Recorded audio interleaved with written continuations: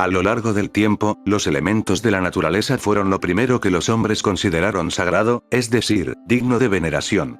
No por nada, los árboles han jugado un rol considerable en muchas de las mitologías y religiones. Desde que se tiene registro, la vida del hombre ha estado íntimamente ligada a los árboles y a los bosques. El árbol otorga el fuego, la madera, alimento a través de sus frutos, y cura a través de las propiedades de su corteza o de sus hojas.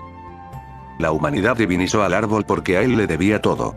Se le comprendía en su globalidad, anclado en la tierra, pero bañado por el sol, alimentando y dando cobijo a los hombres, regulando las lluvias y purificando la atmósfera.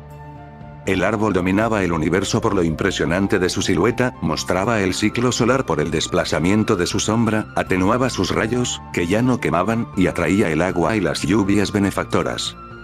Parece un señor de la naturaleza que, al igual que ella, se adormece en invierno y despierta en primavera. Por ello, no es de extrañar que, en modo de agradecimiento y respeto por su presencia, se le haya otorgado de manera intercultural poderosos simbolismos, como el de la vida misma o el del cosmos. De este modo surgieron los cultos a los árboles, en los cuales se adoran, se resguardan, y se cuentan mitos en relación a ellos. En Occidente, el pueblo celta es conocido por tener una mitología ligada con los árboles. El significado tanto de los árboles como de los bosques para este pueblo era la esencia más pura de la naturaleza, y su cultura se desarrolló en torno a ello.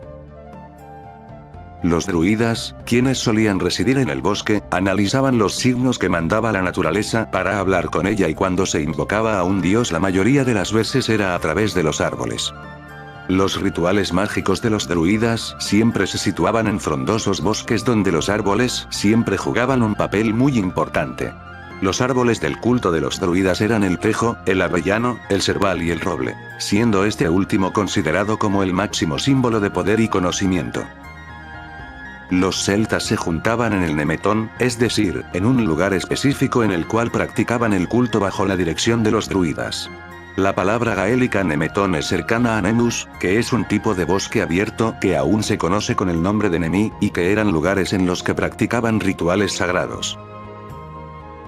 Para los celtas cada parte de los árboles representaba el nexo físico y divino de tres planos, además de ser la principal fuente de energía. El primer plano era representado por el tronco del árbol, que era equivalente al mundo material ya que de ahí extraían la leña y los alimentos. El segundo plano era representado por las raíces del árbol, que residía en el mundo de los sueños, y donde estaban el inframundo y el secreto de la sabiduría terrenal, y por último, el tercer plano era representado por la copa del árbol y sus ramas orientadas hacia el cielo y movidas por el viento, los cuales equivalían al plano divino de la conciencia. Volviendo con los rituales, los druidas requerían ofrendas basadas en bienes valiosos, sacrificios de animales e incluso sacrificios humanos. El objetivo de muchos de estos rituales era obtener la gracia de los dioses, quienes garantizan el bienestar de la comunidad. Por ende, se puede deducir que esta clase de rituales se llevaban a cabo en momentos de dificultad o para prevenir desastres futuros, como la guerra, las sequías, las inundaciones y las hambrunas. Las ofrendas podían ser muy variadas en su tipo: alimentos, joyas, armas decoradas, y hasta recipientes de cerámica finamente elaborados. Los sacrificios eran una práctica común. La mayoría de las veces eran de animales, pero ocasionalmente ocurría la de algún humano. Los animales eran normalmente quemados o enterrados intactos en un lugar, especialmente bueyes, toros, perros y caballos o una pata del caballo. Otros casos de culto arbóreo fueron las tribus del tronco fino-ugrio, es decir, la actual Hungría, Finlandia, Estonia, etc.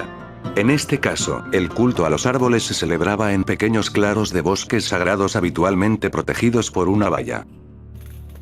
Entre las tribus del Volga, el objeto central de los bosques era el árbol sagrado. Ante él se congregaban los adoradores y el sacerdote, se hacían sacrificios y no se podían cortar ramas ni madera. Por otro lado, los lituanos impedían que talaran sus bosques sagrados, aludiendo a que si destruían los bosques, destruirían la casa del dios que les proveía la lluvia y el buen tiempo. En el caso de los germanos, estos tenían leyes con penas bastante severas para quien se atreviera a descortezar un árbol vivo. Al culpable de aquel delito se le cortaba el ombligo y lo clavaban en la parte del árbol que había sido dañada, obligando luego al infractor a dar vueltas alrededor del tronco hasta que sus intestinos quedasen enrollados al mismo. En el siglo III, el cristianismo se instauró como la religión oficial del Imperio Romano, el cual proclamó la existencia de un Dios único revelado por la Biblia y tachó de idolatría y paganismo la adoración de las múltiples divinidades de la naturaleza. Con ello empezó la persecución de todas las antiguas creencias y tradiciones, en esencia animistas, con la intención de erradicarlas. La destrucción y profanación de los lugares y bosques sagrados fueron procedimientos bastante habituales para imponer la nueva religión.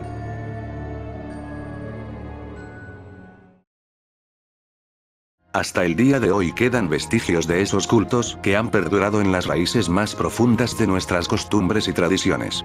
En algunos países se siguen celebrando fiestas populares relacionadas con los árboles y la regeneración de la vida vegetal ligada a los ciclos estacionales, como es el caso de la fiesta del árbol de mayo o palo de mayo. Otro ejemplo, más reconocido, es el árbol de Navidad, tradición de origen nórdico, que proviene de una práctica íntegramente pagana que fue evangelizada y cristianizada en el siglo VII. Se desconoce a día de hoy la existencia de grandes cultos a los árboles, pero puede que, en algún lugar remoto del planeta, en algún lugar boscoso, existan todavía personas que mantienen una relación de simbiosis con los árboles, que conservan la sabiduría de los druidas y las leyes de los antiguos habitantes del bosque.